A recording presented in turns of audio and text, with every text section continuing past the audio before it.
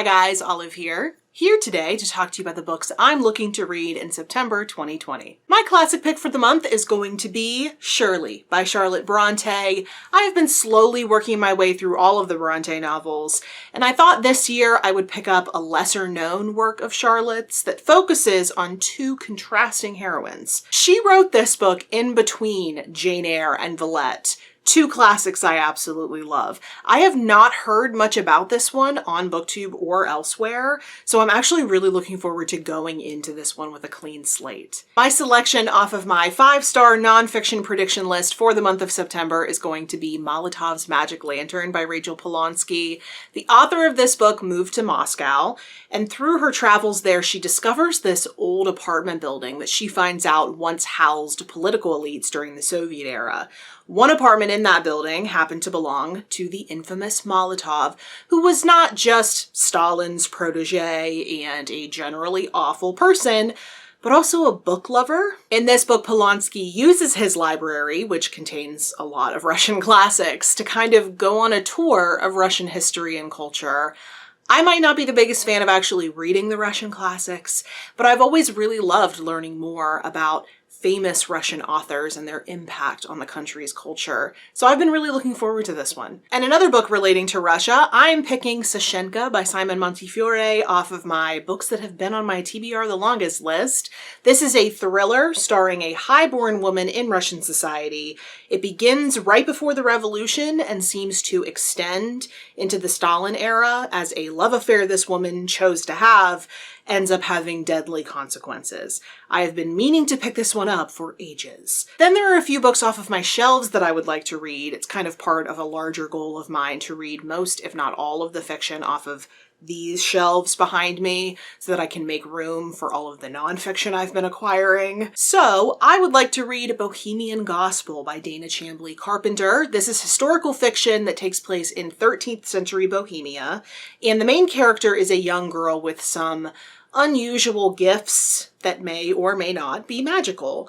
This one has intrigued me for a really long time, and I actually just recently found out that it's the start of a trilogy, so we'll see if I like this one enough to continue on with that series. I'm also finally planning on reading The Storied Life of A.J. Fickery by Gabrielle Zevin. This is both a book about books and also a kind of Silas Marner-esque tale of a curmudgeonly old bookseller living in Massachusetts who receives a mysterious package that ends up changing his life. From everything I have heard about this book over the years, it seems positively heartwarming.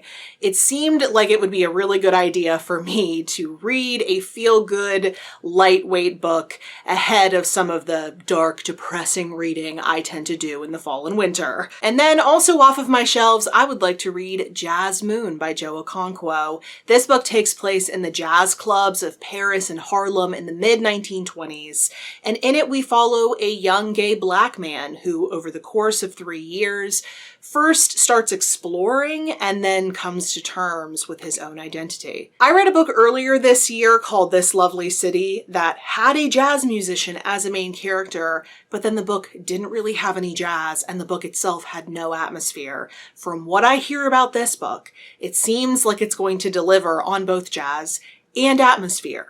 Here's hoping. I'm going to be doing one buddy read in the month of September. Sophie from Redhead Reading and I are planning on reading Remarkable Creatures by Tracy Chevalier together. This is historical fiction starring real-life historical figure Mary Anning. She was a fossil collector in the 19th century. I was actually introduced to her earlier this year when I read The Dinosaur Artist by Paige Williams. Sophie had included this book in a 5-star predictions video she did a couple of months back. I commented asking if she would like to read it with me because I have a sneaking suspicion that it's going to be a 5-star read for me as well. I am a sucker for books about lady scientists, so I am really looking forward to this one, especially since I get to read it with the lovely Sophie. Then there are 3 new releases due to come out in the month of September that I'm going to be prioritizing. There are so many books coming out in the month of September, to say the least. It is a massive month for new releases, so I may end up reading more than 3, but these are the ones that I just cannot miss. The first of those 3 is, of course, the next installment in the Amory Ames Cozy Mystery series, my favorite cozy mystery series. This 7th full book in the series is going to be called A Deception at Thorncrest. And in it, our main character Amory and her husband Milo are enjoying some peace at their country home until a scandal erupts in the nearby and normally quiet village. I absolutely inhale the new books in this series when they come out every single fall, and I doubt this one will be any exception. I expect that I will finish it all in one evening, because that's what I do. If you would like to start a great cozy mystery series this fall, might I suggest this one? It starts with Murder at the Brightwell. Another new release coming out in September that I have no intention of missing is Well Played by Jen DeLuca. This is a romance book, and it is actually the sequel to Well Met, which is a book I read and loved late last year. This book focuses on characters who were a part of the previous book, but in this book they get their own romance, once again using the Renaissance Fair as a backdrop.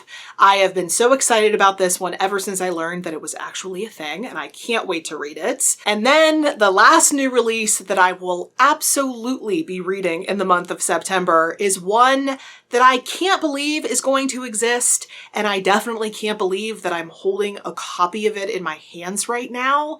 It's Solutions and Other Problems by Ali Brosh. This is the long-awaited second book from Ali Brosh, who is the author / creator of Hyperbole and a Half. I think this book was originally slated to come out in 2015, and the release date was pushed forward so many times that I was personally convinced that this book was never going to happen. Ali Brosh basically disappeared off the face of the earth for a full 6 years. No one knew exactly what happened to her. There were a lot of rumors that she was going through a lot of hard and dark stuff, so it's understandable that she was gone, but I thought she was gone for good. I never thought we would actually see this book, and now I'm holding a copy of it in my hands. I'm in a state of disbelief, but I am also very excited. This is the highest priority for me in the month of September. Given my reading pace in the year of 2020, I anticipate I will be able to finish all of these books in September, probably with some time to spare at the end of the month. If that ends up being the case, what I think I'm going to do is go back to some of my TBRs from earlier in the year and find any stragglers, books that I put on a TBR that I didn't actually get to in the month. I had someone comment on one of my videos in the past giving me the idea of having a straggler September.